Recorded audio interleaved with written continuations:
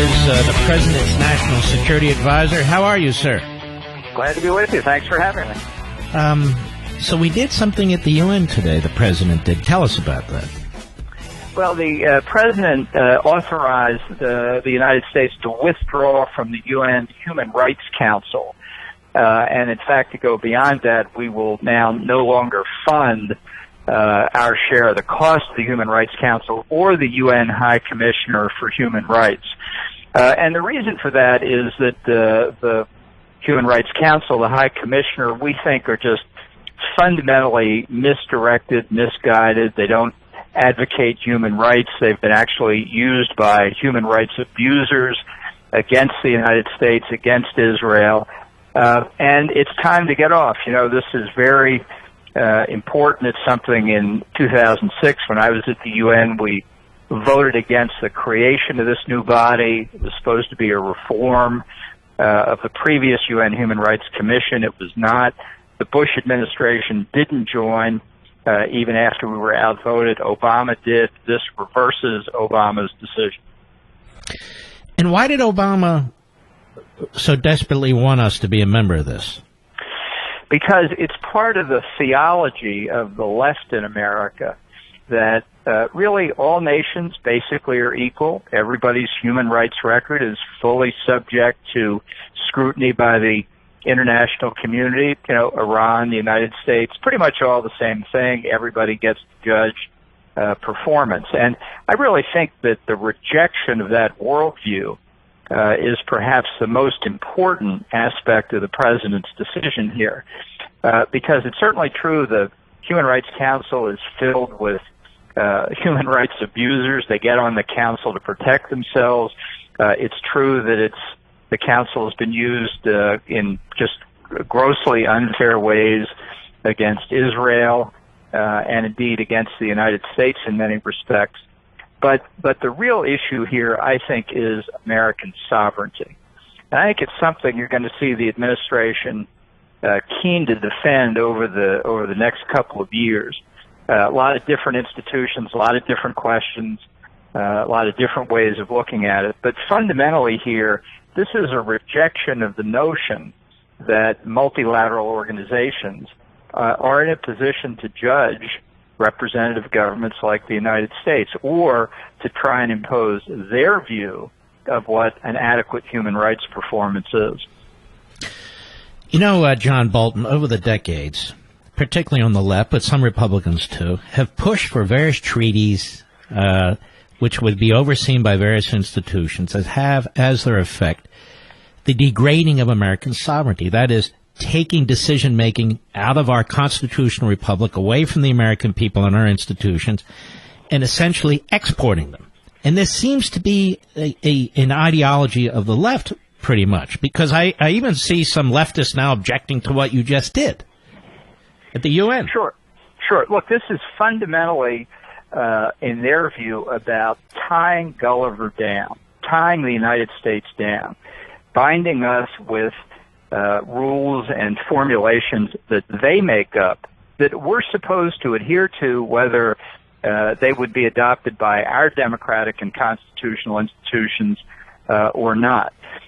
Over the years, the UN Human Rights establishment has criticized the United States for not conforming to international human rights norms. Of course, even though we have a Constitution and a Bill of Rights that gives us the maximum amount of constitutionally protected freedom in the world. And the effort here is to whittle away at what the Constitution gives us and supersede the sovereignty we enjoy with a kind of supranational framework. Now, you know, this comes in a lot of different ways. This is a very complex subject, but the devotees of that approach are content to proceed over a long period of time. They're playing a very long game. They recognize that the American Constitution is the single most important embodiment of American exceptionalism around the world, and that they cannot stand. So the decision to get out of the Human Rights Council, justified on many grounds, no doubt about it. I simply flag it for your listeners as an indication, I think, that the president has a much larger view of American sovereignty and American exceptionalism. This is one manifestation of it in a very egregious case, but I think more will be coming here. So more to come. You know, I'm not encouraging this. You all will do what you want. I've said many times, at least on this radio show over the decade and a half, we ought to create a new organization of relatively free countries and free countries, relatively democratic countries and democratic countries, and leave all the genocidal police states to their own organization. Is that something that you could foresee one day, if not in this administration, maybe one day in the future? Well, I think that's the sort of thing that we should aspire to when we've dealt with a lot of the problems we've got today around the world. But in the meantime, I think the most important thing is for the United States, and I know you agree with this, is to stick with its own constitution and not fall to the blandishments of others who say, oh my goodness, this problem or that problem is so complicated. We have to give up American sovereignty to international organizations. We have to succumb to international law. We have to recognize some authority greater than that conferred by the legitimacy of our own Constitution. You know, I don't think for secular purposes, I'm leaving religious beliefs out here, of course, but for secular purposes, for purposes of government, I think it's very clear there's no higher law on earth than the U.S. Constitution. And that's something that the left gags on when they hear it.